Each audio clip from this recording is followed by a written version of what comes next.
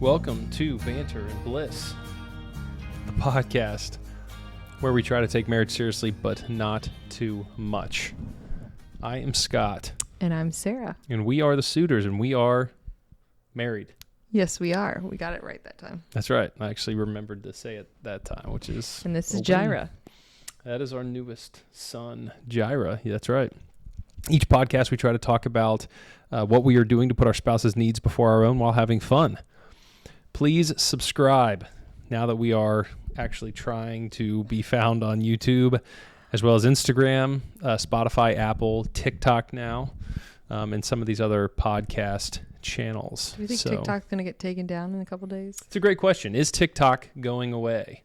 I don't know. It's hard to believe that they would not find a way to salvage 175 million users on a platform. I mean, that is just an obscene amount of users to be like, we're not changing. Well, we're not changing. Okay, tough. Everybody's out, right? Instagram's like, bring them on. Now, bring them back. I actually work in digital marketing. So I work for an SEO company, so search engine optimization. And what I don't know if a lot of people realize this, I believe it's in China.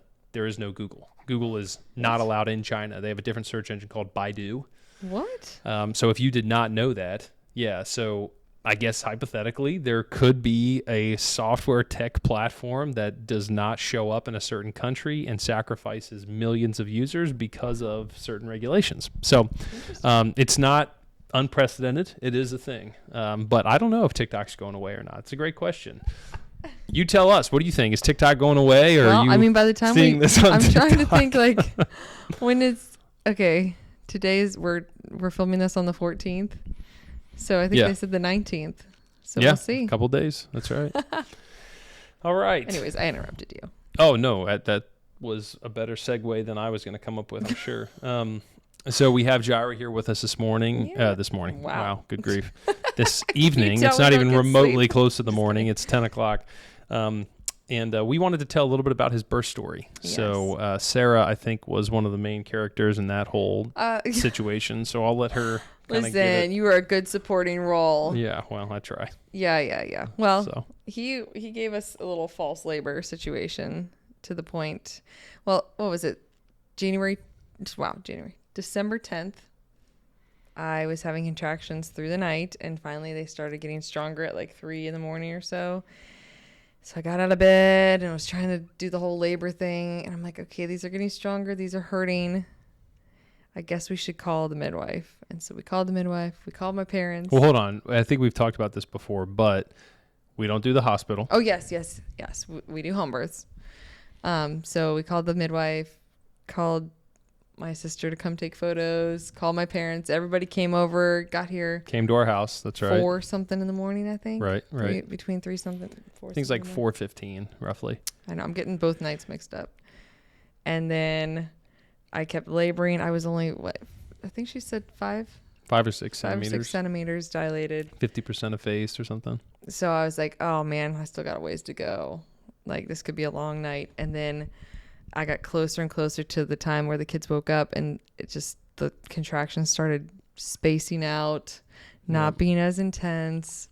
And then they just stopped, like after the first kid woke up. And it was like my body would not progress with the kids awake. Yeah. The sun was coming up, the kids were waking up, and my body was like, nope. Hard pass.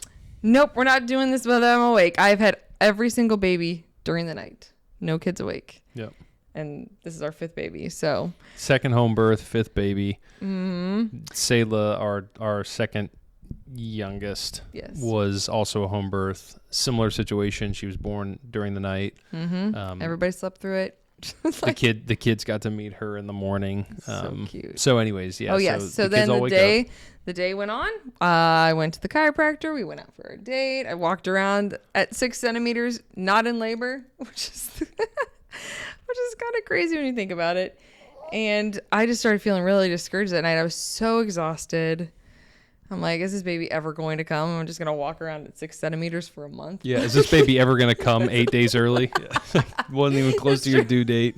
I was due the 19th of December, and it was the 10th at that point. So I went to bed, and Scott went to bed. We went to bed early that night because we had been up. I think we kind of suspected if we went to bed again, it would kind of kickstart the whole thing again. But I just fell asleep, and I felt a few contractions while I was sleeping. But I was like, I'm too tired. It'll wake me up really strong, like if it's really the thing. So I think maybe I started feeling contractions at like 1, like the bigger ones. I think they woke me up at like 1:30, and I was like, oh. Yeah. So I labored for a few hours, I think maybe 2 hours, and then we finally started making calls. Yeah. I think maybe 3. About the same time. About the same time. Everybody showed up between 3:50 and 4, and there was a snow storm. Whatever. So there's some videos that we've posted, I think, of like you in the tub. Yes. With kind of the window behind you, and it was just, I mean, it was kind of a very so gentle, soft beautiful. beautiful setting. The snow was just falling outside this big window right outside our bathroom tub, and where else would a tub be? Sorry, a bathroom window right by the tub, and yeah, he came at 5:06. He certainly. Yep. We call him our tricky baby. He was this little stinker. He made us think we were pregnant and then thought we miscarried. And then he was like, just kidding. I'm still here. Rocking and rolling. And then he was like, I'm coming. Labor's starting. Just kidding. Made us wait till December 11th. But it was honestly such a beautiful morning. I'm okay with doing the rooster was crowing right outside the door. The rooster was literally crowing. The cat was the rooster trying to get in the house too? I can't remember. One of them was trying to get in the cars, like the midwife's cars. And so stuff. The midwife and 3 of her students, my parents, Hannah, all came. Yeah. All these different cars showing up in the driveway. The cats are trying to run in the house, got in the house. Finally, the midwife just picked him up. They're barn cats. Picked him up, was holding him until everybody was in the house. Yeah. And proceeded. So Jireh came, thankfully, very fast. Watch your finger on that microphone. Oh, yeah. Thank you. Sorry. Thankfully, he came really quick once everything started happening. I just got in the tub. And well, you always throw up like when you're getting ready to have the baby. So yes. the first morning you were not throwing up. But when he was coming, you started that's actually when I think we called the midwife. Yes, when you I started first throwing threw up. Yeah. The second morning. Fun. And so so that was kind of one of those like, okay, this feels like it's the real thing, which again, I can't imagine like already being in labor and then adding throwing up to it. Like we were just joking the other night. We'll talk about this here in a little bit, but I threw up, and there is literally nothing I hate more in the world than throwing up. It is the absolute worst. I would rather squirm around in pain for, a couple of hours than just throw up. Sarah can like somehow make herself manifest it, like make herself throw up when she doesn't feel good. It's like I cannot and will not. I got to get it out. I just like it's there's nothing I hate more in the world. So the idea labor throw up is different. It just my body does it on its own. Different. Yeah, right. It does. My body's like they call it puke or push. I'm sorry, but your body. What were you saying? That's hysterical. No, I just was laughing. It's like it already sounds like labor is literally the worst thing in the world. So if you just add throwing up to that, like it just it's like I could do most of it. The throwing up, no, I'm joking. That's how I know I could never be in labor, is because you add the throwing up to it, and I'm like here, out. throw up. Literally, I think I was throwing up just moments before he was born. Yeah. And then it's like, now push a watermelon out of your lady parts. Like, right. While also throwing up, right? It's great. Birth is so beautiful. Yeah, right. It's just wonderful. No, he came out. He honestly, he didn't cry. He just kind of looked at me right away, eyes open, just. Looked at me first. He looked at you first. Yeah. Yeah, right. Because Scott caught him. The first time ever. Yes. High five. Teamwork. I feel like there's so many times. I mean, frankly, I did like half the work, if we're being honest. Like, I did catching him. It's like a 50-50 split. It's these wide receiver hands, that I got. No, I was just joking earlier. I can't remember if it was today or yesterday or whenever we were talking about it. But, like, when you give birth on your back, the baby is like face down when it comes out. Yes. But Sarah, the last 3 babies that she's had, she's been kind of like on my knees, like kneeling or whatever. And so the babies always come out like face up. So she was in the tub and I was kind of like looking around trying to like see if the baby was coming out, and his little face just like popped out of nowhere. And it was like, oh, here we go. So yeah, I was able to catch him, and I kept him underwater, which is what Good you're supposed job. to do. I did. I told right? him keep him under the water. That's right. That's right. And then let get all the umbilical cord and everything That's all right. finagled out. You and did a good then- job. Yeah, and then we found out that we had a boy. Yes. Which Did you was- see? Did you see? I saw it, but did you see it before I did? I mean, it was like a lot of movement and a lot of blurring, and I think even Wantina, our shout out to Wantina, Wantina. our midwife said before I even like had a chance to like register anything, like it's a boy. And I was Did like, she? oh, No, I said it. I said Or it in whoever the said it. video. I was like, oh, it's a boy. I was Like too I busy saw it because crying. I was trying. Scott always cries every Yeah. time. No, I definitely saw it when we were like passing him through because I was on my back and then we had to get him through my legs. Like Yeah. up. And I saw Very it was a cool. boy. Very cool. So there's his story. That's Safe right. and sound. You got some orange on your microphone there. I don't know what's going on here. How do I do it? Is it this one? You may have hit There we go. like the headphone button. Awesome. Yeah, so anyways, one funny thing is that like Sarah always acts like she's like been pregnant for 18 months when she always goes early. Like she'll have the baby like the absolute latest she's had one of our children is 3 days before her due date. So whenever she's like, is this baby ever coming out of me? It always makes me laugh because like meanwhile her mom carried her for an extra 2 weeks. Before Listen, my mom never had morning sickness. So okay, what I had morning sickness. My pregnancies are hard. My Would mom you- had easy pregnancies. would you have swapped morning sickness for 2 extra weeks? Do you think? That's a good question. Oh, would you pregnant women out there, or mothers who no longer have children, what would you rather do? Would you rather have morning sickness or carry for an extra 2 weeks? What do you think? Oh man, I don't even. Probably the 2 weeks because morning sickness kills More you. throwing up. Yeah, right. It's like, yeah, I would all the carry for throwing another up. 3 months as opposed to throwing up again And if it were me. Throwing up all day, every day. Yeah, that's. Sounds brutal. It is. Yes, I would rather be pregnant for another extra 2 weeks to not have morning sickness. But whatever. Yeah. It sounds like it's like half as bad as when I get a cold. Oh my word. Oh man, we're gonna talk about me being sick here in just a few minutes. Sorry, we're gonna talk about me being sick right now because our banter for this week is I got food poisoning again. Listen, Scott is just a riskier. Is risky the word or is unintelligent the better word? All right, here's the deal. Let's just Do you want me to just go for it? Go for it. So, I like to think that for a long period of my life, I had a relatively like ironclad stomach. Like I could work my way through some pretty severe stuff. I personally think it's Sarah's organic food that's weakened me, made me a little less resilient. It's probably all the parasites and stuff you've gotten over the years. You're blinking again. Oh, I think it's because you're talking. Yours is I doing think it too. I think it's because we're talking too loud. Our microphones are blinking. So anyway, yeah, maybe it's 'cause It's all the your different body things. is so weakened by all the food poisoning you've gotten over the years. It's, Yeah, possibly. But long story short, I was cooking dinner the other night, and we already know, so you don't have to put any comments out there.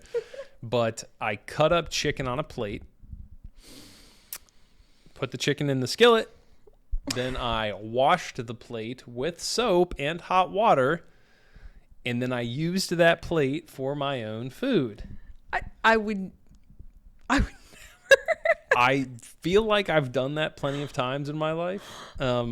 But sure enough, about 4 or 5 hours later, it was brutal. My stomach was just Full on food nuts poisoning. and gassy, but it wouldn't move, and I hadn't, and to make nothing had made things its way past my even stomach. better, we were at my parents' house for a birthday party. Yeah, right. So we're at a birthday party at my in-laws' house, and I'm like, I feel like I'm gonna go like throw up or something. So I go to the back room where there's a restroom, and I'm just like in there for 2.5 hours, Literally, or 2 hours, at or least whatever 2 it was. hours. Everyone's like, Scott, we're all out there. Happy birthday. Scott's like, Happy birthday. And I just was like, I mean, the kids were knocking on the door like, Dad, what's going on? That I can't even begin to express like the feeling of like as a grown man, your children like, Dad, are you okay? It's just one of those things where it's like you feel like a child, like you just feel like a little kid. We're like texting you. My brother's texting Yeah, right. you. You guys are like memeing me and like giving me all kinds of grief. It was fine. I basically what happened was Sarah's like, we need to go. So Well, I had all 5 kids. I'm like, everyone's sorry. exhausted. Yeah, right. So Sarah's like, again, she's sending me text messages. It's like, hurry it up. So well, anyways, I was like, how long story much short, longer? Like, do you think you can make it to the van? Do you think you can make it home? We have a 30-minute drive home. Like, I could barely like stand up without it feeling like everything was going to drop out of my rear end. Anyways, so I walk out to the van. We ride. It's a 35-minute drive home or 30-minute drive home, whatever.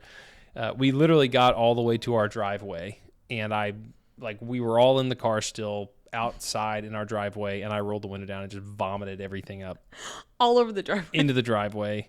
Sarah was like, I just wanted you to go into the snow. And I was like, I didn't know what was going to happen. I didn't know if I knew I needed to use the bathroom again. I felt sick. So anyways, we pulled in the driveway and I stopped, and he had rolled down the window and I stopped, and he's like, no, keep going. I was like, okay. I was trying to get him to throw up in the yard, but instead he threw up right. I didn't know everybody walks. I didn't know what was going to happen. My bad. At least it was outside and not in the van. That's right? true. Oh gosh.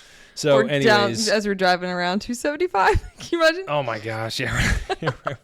I did give you a bag though. You did have a bag. I had a bag, but it wasn't like, it was a Kroger bag. It wasn't like a Ziploc, which we all know. Resealable. Honestly, I don't even know if it would have been able to hold as much you threw out. Oh, it was like everything I'd eaten that for like 3 weeks. It looked like it. That was the biggest pile of puke I've ever seen. You're welcome. That's right. Victory. Anyway, so our banter is that Sarah constantly is giving me advice, quotation marks, on how to eat. I'm constantly ignoring it, and I'm constantly getting food poisoning. How many times have I had food poisoning since we got married? I think one time it was because there was a situation at a wedding that they served bad meat. Remember that? Right, yeah. Yeah, so that was really my... I've made myself sick for the things that I've eaten a decent amount of times, but again, it is what it is, and I have to. Scott's just like YOLO. That's right. That's exactly right. YOLO. And I'm like, it's exactly my feeling as I'm just like writhing in pain on the floor. It's you like, only live YOLO. once, so what would my mind be like? Yeah, right. Anyway, so there you go. There's our banter. Scott gets food poisoning, gets foodborne pathogen or whatever things frequently because I'm a little less careful about the things that I eat. So, my bad. Do you want to check the cameras just to make sure they're still going? Did they ever shut off? They will shut off. They will completely shut off. Hang on. Okay. They are still going, yes. Okay. Do you know what number does it say on it? It says 1929. Okay, so they might be shutting off here in the next 2 or 3 minutes. We just need to listen. Okay. All right. All right. So we have a section called Rapid Fire Questions, and this week we have the question: some of the best gift ideas for married couples. So, one, what are your best gift ideas? What are some of the best gift ideas that you guys have ever come up with for one another? And then two, we're going to talk about some of the best gift ideas for each other. Now, I think gifting is one of those things where you have to kind of be aware of the sorts of gifts your spouse cares about. So how do you give a great gift? Well, first of all, you have to know what your spouse likes. Early in our marriage, Sarah would get me a trip or an event, and I would get her a tangible item, and both of us were kind of like, oh, thanks for that. Now, we were always very appreciative. We were appreciative of it, but it wasn't like understanding what the other person really wanted per se. We were, and this is a big thing with love languages, right? Like, if I speak my love language to you, it might not mean as much to you as it would if you did that same gesture to me, right? So if you want to embolden me and you speak words of affirmation to me, that's not one of my love languages that I really am invigorated by. So it may not mean much to me to hear you say those things. But if I were to say those words to you, it would be super special. Mm-hmm. So when it comes to something like gifts, some of the best gift ideas and some of the best gifts I think that you can give within marriage have to appeal to what you know your spouse enjoys. Mm-hmm. Sarah loves practical gifts, and she loves experiences. And she's always said, like, I love experiences, right? Mm-hmm. So sometimes what we've done is for a birthday or for Christmas or anniversary or whatever, we've done, like, she's found like a comedian that she wants to go see. Mm-hmm. So for her, I think some of the best gift ideas that we've ever done is, like, we saw Jim Gaffigan. Yes. We saw John Christ. We saw Nate Bargatze. We went and saw Nate Bargatze. And those were all fun and cool experiences, right? Because most people recognize those comedians' names, recognize mm-hmm. those famous people, and we were able to kind of go see those. And, you know, we always... Well, it's after Christmas, like after my birthday or after Christmas, right. Like it extends it. It's like, here's the gift, and we're going to go see them in a few months. I'm like, yes, it gives me something. It's always like, that will be so much fun when we go, ultimately when we go do that. So that's, I think, one of the great ideas for gift giving is, mm-hmm. hey, go do a show, go do something that you guys can go out on a date night together and go mm-hmm. do something together, right? It's an experience that we can have ultimately together. We've even done some like overnights too. Like, I'll tell my parents, I just want you guys to watch the kids. Again, I'm an experienced person. Just watch the kids overnight. I would love to just go spend the night in a hotel downtown or wherever. Yep. So we've done Lytle Park a couple times. We went up to Cincinnati, Cincinnati, and then we went up to like Liberty Center and stayed there one time too. Just like having a night to sleep through the night. And just away from home, but not away. That's right. So. That's right. Yeah, and I think the nice thing about that is we do our anniversary trip every year, mm-hmm. And just having that time to reconnect. You know, like we talk about it a ton on this podcast, but like marriage is meant to be different than any other relationship, right? And so you need to like spend that time away from the normality. And even if you don't have kids, like you have a job, most likely you have things and responsibilities that can distract you from, from that intentional one-on-one time with your spouse. And so it's always fun for us to get away. And, as we always like to say, like, it's good to know that I love you, but I also like you, right? Yeah. Like it's good to spend that time together. Same. So for me, Sarah's always said that like she doesn't, it's hard to buy gifts for me because like typically I just get the thing that I need. Yeah. Right. Like I'll just go out and get the thing that I need. So I would say, and feel free to kind of speak to this as well, but like for me, I've kind of reached a point where I feel like gifts that kind of speak a level of status to me really are substantial, right? Mm-hmm. Like you got me for Christmas this year, you got me Bible, like books of the Bible that were individual like journals, right? So I can write. I have the better part of the Old Testament. It didn't have the Pentateuch, but it had the rest of the Old Testament, and so I have a journal that I can like keep notes in and write and be specific with, and so like that to me speaks like a status of like. My walk with the Lord and my relationship with the Lord, and it's something that just feels very sophisticated, and so I appreciate that. Right, it's something that I probably wouldn't have gotten for myself per se, but it just it just encourages me, and it gives me, I think, kind of like it kind of in my own mind it like creates for me an experience of what I can do to kind of evolve and kind of grow and mature and take another step in my faith. Because one thing that I kind of experienced in the later part of last year was just kind of like a personal revival and kind of craving Old Testament scripture and Old Testament history of the land of Israel and the people of Israel. And so that just was a great gift idea for me. So I think, well, for those of you who are married to gift people, it's just important to listen to what they're saying throughout the year, leading up to their birthday, leading up to Christmas. Like I just kept a little running list. When Scott would say something, I would write it down, or I'd see something that he'd want. Now there was one thing I really wanted to get you, but it was just too expensive. But I told you what I wanted to get you already. But one day I'll get you that. So I just write down little things he'll say. It might be April, and I'll be like, this is a perfect gift for his birthday in September.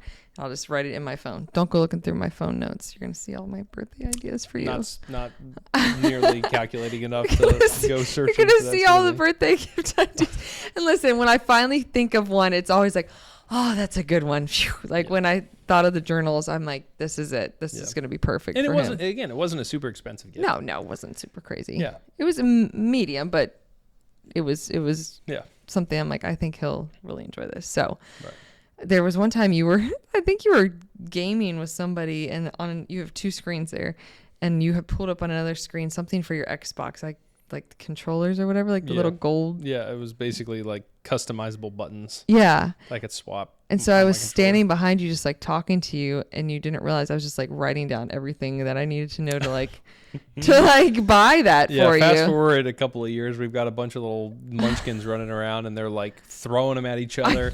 Now, meanwhile, like I'm like, it's one of those things where it's like. But I did get them. I got them for you, and you liked them. That's yes. Right. It was a great. Same thing with the shoes. Like I think they were like. Wolf and Shepherds, maybe? Yes, you had like pulled them up on your phone or something. You're like, these are cool shoes. And I was like, oh, yeah.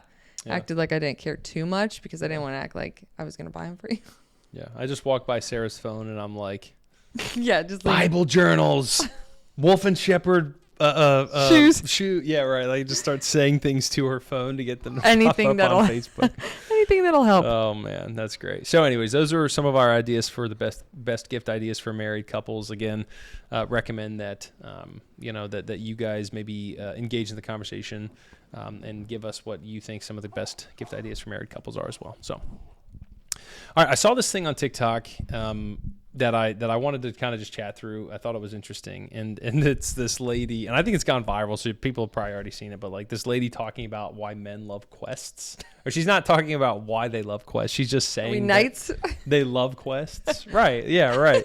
And it reminds me of some of these old reels that I've seen. That's like, every woman thinks a man wants a woman that'll, look him in the eyes and be there when he needs him and have blonde hair. But what they really want is Atlantis. And they like cuts to this like really intense music. And they're like, the lost treasure of the sea, I've never seen. Oh my gosh. I saw so many of them and they were incredible. But it also reminds me of that thing where it talks about like how frequently do men think about the Roman Empire? I don't know how to do that. Yeah, I know. I feel like you're not really like super aware of some of these things that take place. And, like what men are like actually. What are you like trying to be like a gladiator or something? No, just the intricacies of the Roman Empire and why it was so cool. Now again, keep in mind like I don't necessarily, but the whole thing was like how frequently do you think about the Roman Empire? Like women ask their husbands and their man like how frequently do you think about the Roman Empire? And a man just like gives you the 1,000-yard stare.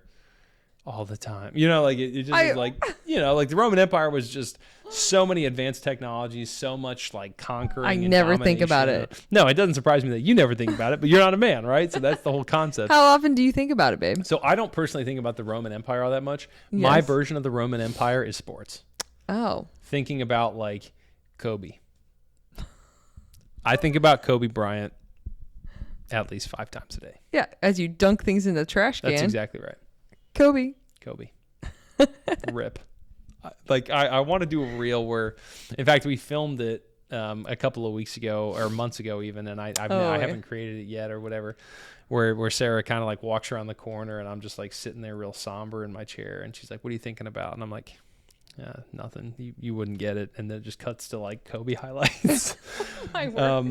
My version of the Roman Empire is Kobe. But the question around like why do men love quests? Yeah, why do they love quests?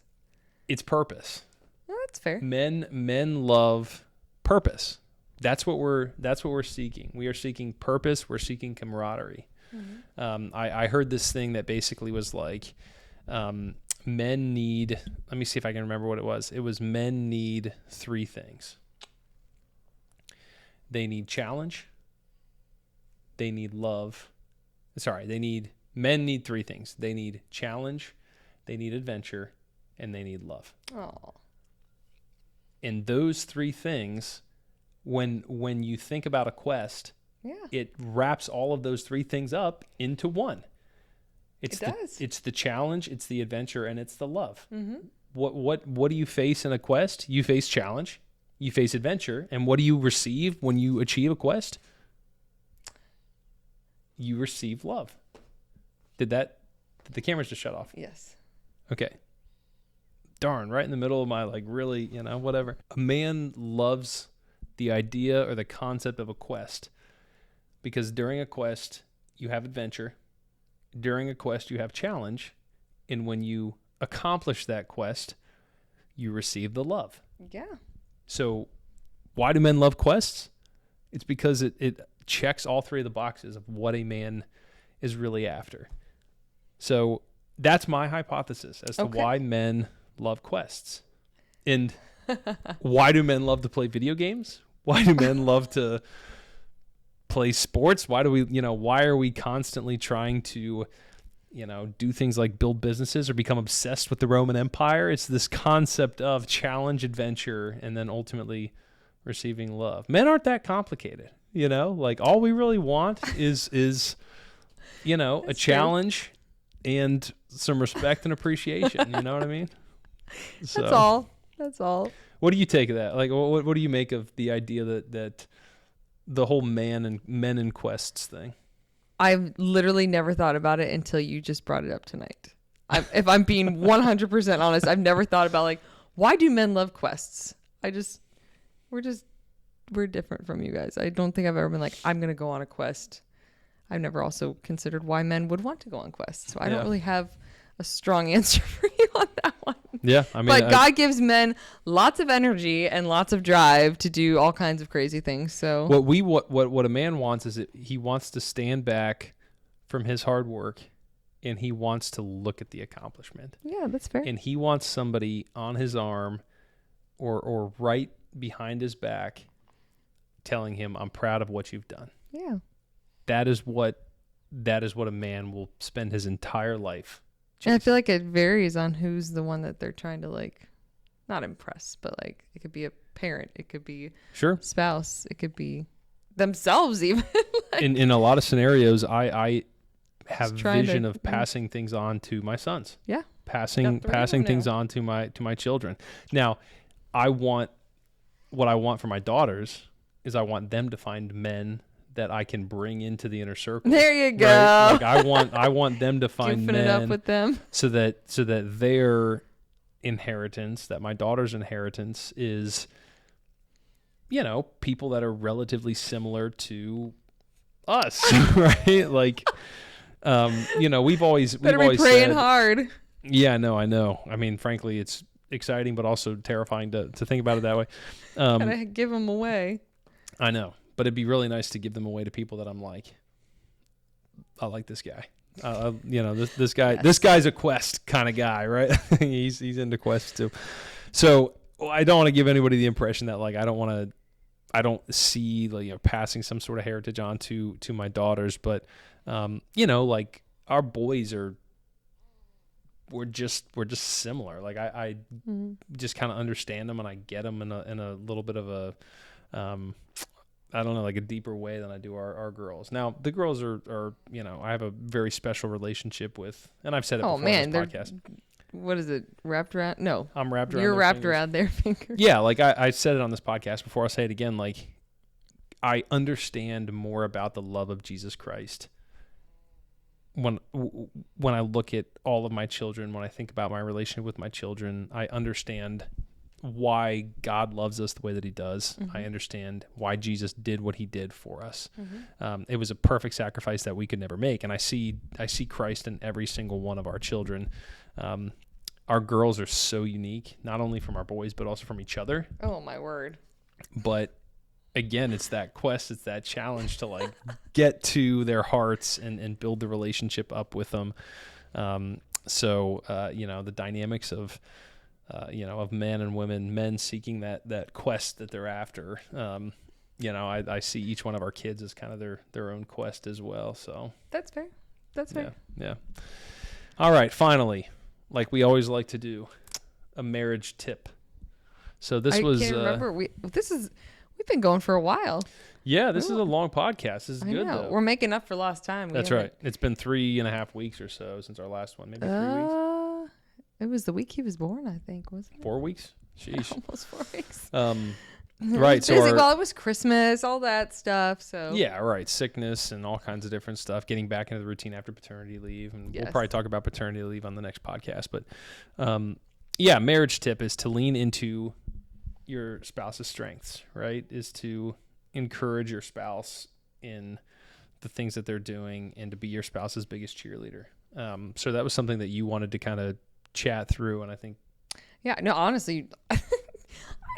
I'm not a wordy person. You're that right there, just that in general. That concept is just well. So yeah, I mean, like the whole idea here is to kind of unpack what does that mean. So to lean into your spouse's strengths and to cheer your spouse on, right?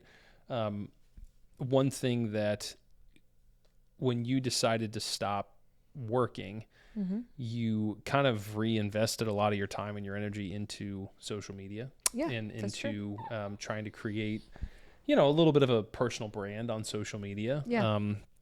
And so you've kind of said it on this podcast before, but I can get obsessive. And so a couple of years ago, I got pretty obsessive about social media, and we started talking about it. And I think it's like our first or second podcast, you said that time kind of encouraged you to reinvest your energy and try to grow your social media account. Right.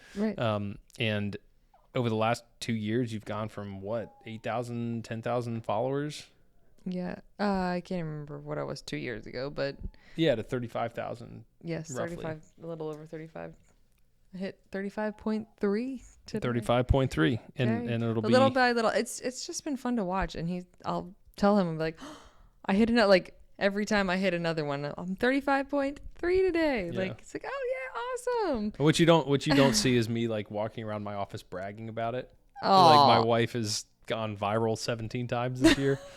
Well, it's fun because then I can bring people onto the page, and then I can share things about the Lord. I can share things about our marriage and stuff like that. Yeah, share things to encourage them. And then there's also ways to monetize stuff, and I don't know, and get connected with brands. It's just more than just, oh, this reel went viral. Yay, fun. No, it is. There's so much more to it. And yeah. And you recognize that, and you're cheering me on, and I think that's huge. I mean, one thing that I'm reading in the Leadership 2.0 or How to Make a Leader or whatever the John Maxwell book is, clearly I'm like really into it. But it talks about influence, right? Yeah. And when you have a social media presence, a social media following, you have influence. And one of the things that has always just impressed me about Sarah and continues to be just something I think pretty profound and substantial is that a lot of people come to you for advice. A lot of people ask for your guidance on things like home births, like oils, like homeschooling, like all kinds of different stuff. Like you are a wealth of knowledge that people are photography, that people want to like, hey, can I come over and learn how to do photography? And you're like, oh my gosh, like, sure, I guess. Right. So in my spare time. Yeah. Right. So I say all that basically to say that like when you have this presence on social media, you have an additional influence in that regard. And so cheering you on in those reels, cheering you on in that social media, I think it invigorates you. And I think it gives you something to be kind of excited about. But I think that there's just something powerful about the person who you're like closest with in the world believing in you. Yeah. No, I mean, when something happens, whether it's something going viral, whatever it might be, even outside of social media, like you're the first person I want to tell.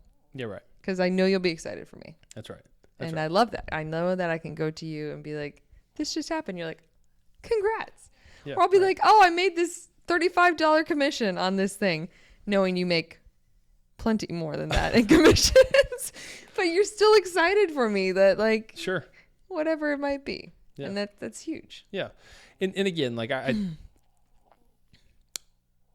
it's hard enough to understand each other. I can't imagine a scenario where you couldn't be in the stands cheering on your spouse, right? Not to say that there aren't scenarios like that, not to say that there aren't people that are in circumstances like that, but like I think often it can get you can find yourself in, not yourself, but people can find themselves in positions of like pettiness is That's maybe fair. the word that I would use, Yeah. where it's like, I almost don't want you to succeed. I don't want to cheer for you. I almost want to like not see it work. Yeah, that's fair. I mean, it's not fair, but it's like, yes, that happens. Yeah. And Well, our some tip people might is- be like, I don't want you, or they want them to succeed, but they don't want them to know that they want them to succeed. Yeah, If that makes sense, sure. right? And I think the kind of spirit of this marriage tip, like lean into your strengths and cheer your your spouse on. It's not always in the biggest things that they're doing, but it's just in the small stuff, right? Yeah. Like while I was on paternity leave, I baked cookies like 30 times, like 6, 7, 8 times, right? Yeah. Like, Yeah. and you were never like, stop baking cookies. Like, oh, who do you think you are? You know, like you weren't like, you were were like good. They were poo-pooing yummy. it. Right. You were You made them all organic, all like right. all dye free, all the things. And we It had was fun great. with it, right? We Yeah. put The like, kids loved it. The thing is, I hate baking with the kids. I hate it. And I'm like, I don't have the patience for it. I'm too much of a perfectionist. I'm like, let me do it. And you're so it's good at definitely letting a them little bit of a help you. challenge. I mean, I let them help. There are certain things where it's just like, Let me do I this. probably should have a better spirit about the mess. It's just like the messes are what I can't paint with them. I can't. Yeah, I know. I hate the messes. God love the Mom comes over and paints with them. Right, I'm like, oh, right. thank you, Mom, because I know they love to paint. I hate it. yeah. It's I tough. hate it so much. And maybe one day when we're grandparents, we'll be Yeah, maybe. we'll come around. But like the messes, they're tough, right? And so for you to be kind of like encouraging and cheering on, and not only that, but like this is probably going to sound a little like goofy or whatever, but just like participating in the eating of the cookies, to be like yeah. excited to eat the cookie too. Oh yeah. That also is a form of cheering your spouse on, right? It's a form of kind of being there. You come and tell me every time you like sell a deal or whatever. You come and tell me, or you'll call me, or if you're at work instead of here at home. And I usually I try to be excited and encouraging. Yep. And it doesn't matter how big of a deal it is. Like, That's right. it's still, you sold a deal. That's a big deal. That's right. Yeah, and the spirit of the whole thing is like, if we're trying to build a life together, then the big wins and the big losses, we have to navigate those together. And it's easy to cheer your spouse on when you're winning or when they're winning. It's not easy to cheer them on when they're losing. Yep. And those are some of the times when they need it the most, right? And so that's why we believe this marriage tip is super important. As you're going through postpartum, as I'm getting back into the swing in a sales role, that to be out of the saddle for a month and then get back into it moves pretty slow, right? And there's some things that maybe we're going to close that aren't going to that didn't close and what have you. And so it's during those slow times that being cheerleaders for each other can be that much more important. So. No, I was just gonna say, like, even in birth, like, you were like right there cheering me on Yeah, right. quietly. And I don't know if you noticed, but in the video, like right after he came out and I was holding him, the first thing you said to me was "good job," like a genuine. Oh, Do you wow. remember that? Right. You're like, "Good job." Yeah, maybe, yeah. I don't know. It's like, it's so sweet because we did Selah's birth on film and his on film, but none of the others. So I can't even remember. I do remember Like all the that, things you actually, said, yeah. but you're like, "Good job," like, Yeah. because you were cheering me on the whole time. Well, yeah, I mean, you were giving birth and puking at the same time. It's like, you did better than I would have done. So anyways, lean into your strengths and cheer your spouse on. That is our marriage advice, and that is it for the podcast. I know, this is a long one. 45 minutes or whatever. Hopefully that was enough for you guys. Hopefully we didn't put you guys to sleep. Yeah. 45 minutes. So we'll cut it down just a little bit, but there you go. That's all we got for you. So this has been Banter and Bliss, the podcast where we try to take marriage seriously, but not too much. I'm Scott. I'm Sarah. This is Jireh. That's Jireh. He did not give us too much grief. I know you could probably hear him grunting and stuff. If you're Yeah. just listening on the like Apple Yeah, Podcast yeah. or Spotify, you're probably like, "What are those sounds?" That's right. But we are the suitors and we are married. Yes, we are. So we'll catch you guys next time.